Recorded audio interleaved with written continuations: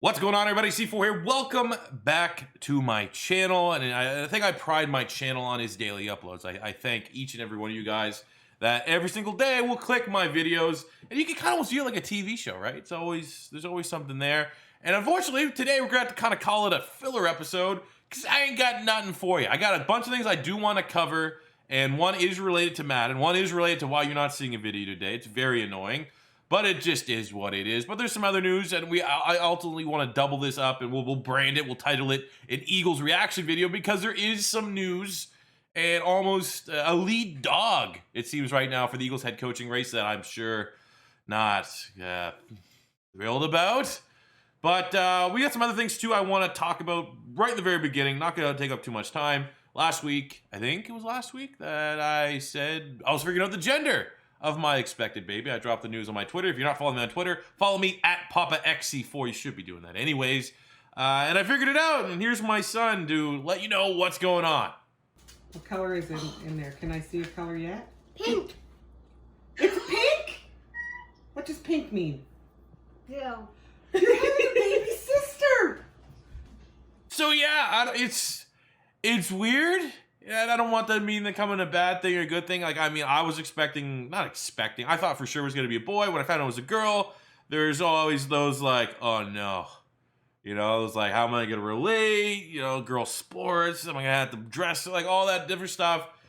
And, you know, you know, I don't want to say it is what it is because that just absolutely is something terrible you want to say. Because so someday, much like the last time I did a video like this, 4 years ago, my daughter someday will see this video and, you know, you're coming. I'm excited that everything looks good, healthy. It was excited for whatever, you know, this is the different. There's never been, like, my bloodline. Like, my dad has a sister. That was the last girl in, like, my side bloodline. So it's been, like, 50 years. So it's, yeah, I guess we were due. We were due. And I can't wait to make you the biggest Eagle fan ever. So that's just letting you guys know what's going on there. Everything's healthy. That is the most important thing. Number 2, my Patreon. Got a lot of people that support the old Patreon. So I've fully gone in and updated my tiers here on Patreon. First of all, if you are watching this, you already support my Patreon page. Maybe go double check it. But I'm grateful for everybody that has reached out to support the Patreon. The biggest thing for me with Patreon, I don't want to take too much time here because this is me shamelessly plugging, you know, a revenue stream for myself. But speaking of revenue streams, Patreon, merchandise, stuff like that, I didn't feel guilty, but I always felt kind of, you know, you feel greasy. You feel like a carny. Being like, especially for merchandise, I was like, I never would put out merch. And the reason why I've never put out merch is like, I would never put out something that I would never personally wear myself. And I've never had like a design or a concept. I'm like, yeah, let's put that in fruition. Same kind of goes for Patreon. I've had a Patreon page for 2-3 years now. And I've always felt like while I've added good value, it's always been like, would I personally support my own Patreon if I wasn't me? And I was like, it's not the best. So I've gone in and revisited the tiers here. You guys can go check it out. $2, $5, $10, $20. And obviously there's, look at this, we got the $150 absolute savage. But just go check it out and see if it's for you. We have just a tip, which is essentially just saying, hey, C4, I support your channel. Don't need any crazy perks. $2. You know, that's literally, I used to work in the service industry. $2 tip. That's what, you know, usually we tip here in Canada per order. We have the all-purpose tier, fan favorite tier. When you start going to this, I'm going to be having some draft stuff that's just going to be exclusive to my Patreon. I don't think there's going to be, and I'm not planning on doing the 32-team 7-round mock drafts on the channel. It just takes up so much work, and it's so much content that kind of pushes me out of the YouTube algorithm bubble for Madden.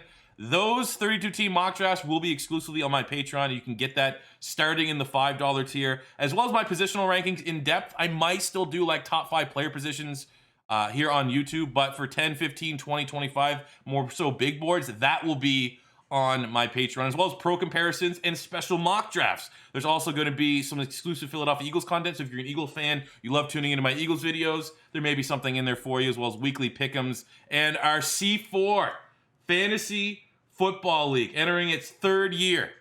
You get a trophy, you get a copy of the next game of Madden. You gotta beat me first, though. I've won it 2 of the 3 times, but it's always a fun time, and I think anybody else that's played in our league can comment to it. Other tiers, you're going to be able to get, you know, exclusive PC files that I'm not releasing anywhere else. It's only going to be available to people that support my Patreon. There's going to be a Patreon exclusive Discord channel We have a little bit higher. If you go, you can request custom mock drafts. I'm thinking maybe, I'm not sure yet. This is like a to be determined, but I'm thinking about something about Eagles watch-alongs, where I'll just stream my reaction. We can hang out and watch Eagle games. I may just actually start doing that on YouTube or on Twitch or something like that. It might not be locked behind Patreon for long, but I do think when we try this out as an experiment, it will just be for the Patreon. And then we have the $50 for month one. This one actually would be interesting if you are a YouTuber, because if you support the $50 tier, which is essentially you're buying I'll give you a thumbnail template that probably cost me 150, 200 bucks over the years. I've just compiled it. So if you are a young YouTuber and you want really good templates, you like my thumbnails, I'm handing out free templates here. So that's everything that's going on in my Patreon. Back to the rest of the video. Okay, Madden. What's going on with Madden? Unfortunately, especially for the Raiders series and just flashback rebuilds in general, I have hit a little bit of a snag when it comes to the 2018 draft class. All the other draft classes, 2019, 2020 going forward, have been relatively easy. And every draft class before this 28 draft class has been, I can modify just a couple ratings here, get them accurate to the rookie ratings. However, whatever reason, when this draft class here was being created, usually it's done not within Madden, it's done with Excel sheets and all that stuff. Every player in this draft class, like let's see if I can get a prime example. We can go to the wide receivers here. Every player in this draft class, their stats are one off, like in every category. So look, you look at DJ Moore here.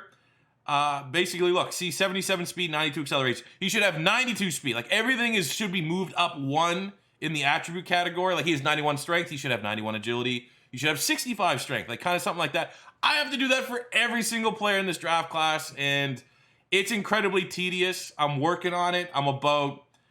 I got to do basically the defensive ends, the offensive line, tight end, and wide receiver still as of me just making this video. So basically we're burning a day here Monday. It's where I would usually be recording a video. I'm just going to hammer through, get this draft class ready so that tomorrow we can just get back into things with the flashback Raiders rebuild, obviously get into the Eagles franchise and everything else. But just saying that this is probably the biggest reason why there is no Madden video today, because I pretty much have to rebuild this draft class from a rating standpoint. And it's like I've already probably sunk in 2-3 hours, maybe even 4 hours. So it's a work in progress, but we will be back better than ever, sooner than later.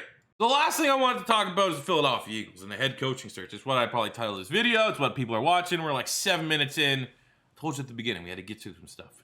Just skip to this part. Hopefully you skip to this part. This is all you cared about. But as it stands right now, beat reporters that I trust, that I tend to usually get things right, seem to think that Josh McDaniels has the inside track to become the next Philadelphia Eagles head coach. The man that screwed us out of Frank Reich is the guy that they're looking at bringing in. And I don't really know how to feel about this. I wish I really hated it or liked it, and I'm honestly right in the middle. I'm more worried, I guess, skeptical, probably a better way to say it, than I am optimistic at this point. Obviously, we saw what Josh McDaniels did when he became the head coach of the Denver Broncos, drafted Tim Tebow, had some... I guess you could say with Tim Tebow, the decision to bring in Tim Tebow wasn't the best. But, that offense still was, they were making the playoffs with that offense. So I guess credit there. But ultimately, Josh McDaniels gets this big reputation because of the New England Patriots. So working some of the Patriots offense, part of the Patriots dynasty as the OC. And there's a lot that, that within itself, it's like how much of his success was Tom Brady. Because you look at the guys that have come out from Josh McDaniels, and it's Mike McCoy, who's best known for just being the guy that got a job, but ultimately it was Peyton Manning. And Adam Gase was a member of Josh McDaniels' coaching offspring.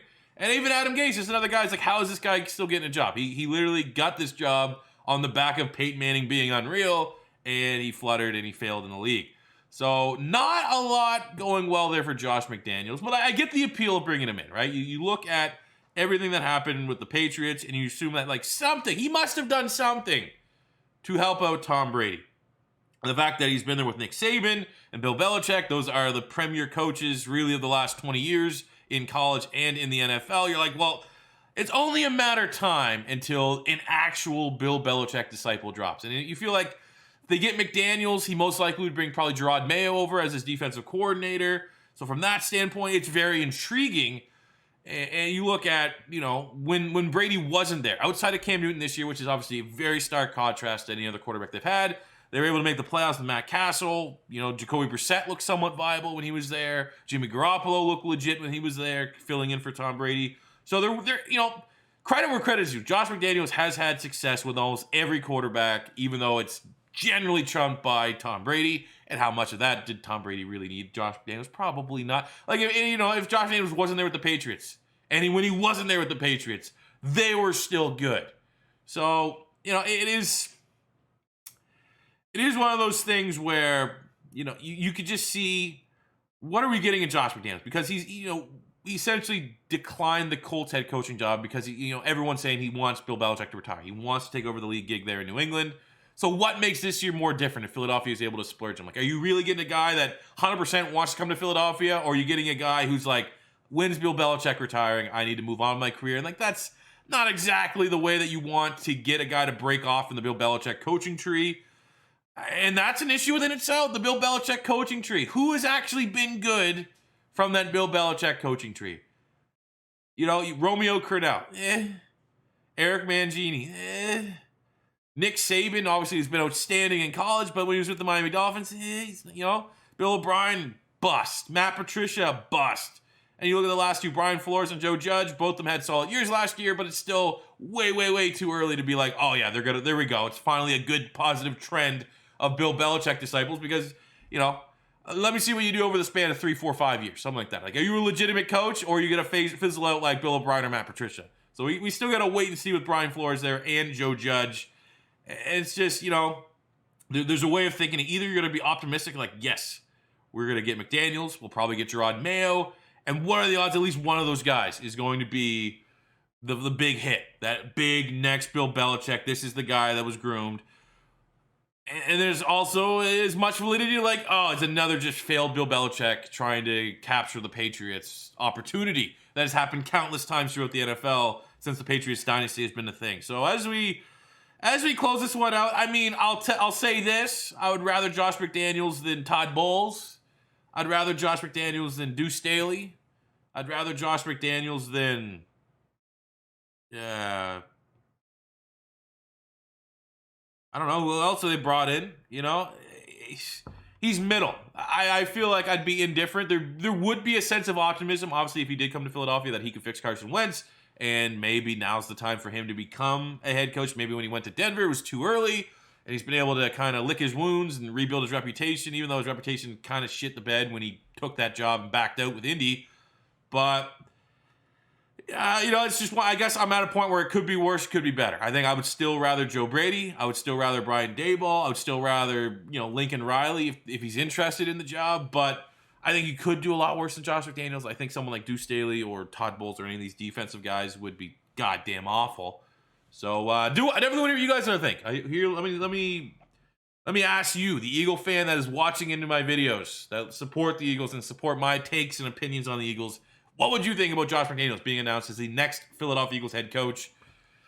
You know, I do feel like a lot of people would be kind of like me. It's in the middle. It's not going to be like, oh my God, we're absolutely screwed, but there's still going to be so much doubt about Josh McDaniels that you can't really get super hyped for the move. So, hey, I'll look forward to see what you guys think.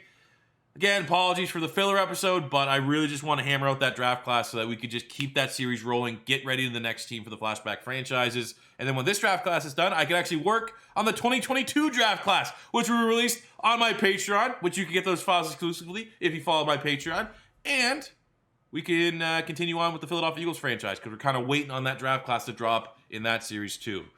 Thank you guys for watching. Thanks for all the support, especially with the college football revamped rebuilds. Those videos have been doing very, very well, and it's easy to capture the enthusiasm that you guys get and give off in the comments when I read it to just keep on keeping on with that series. So thank you very much. Thanks for all the support, and I'll see you guys back here tomorrow with a new episode, hopefully, almost certainly, of the Raiders flashback rebuild. Till next time, it's C4.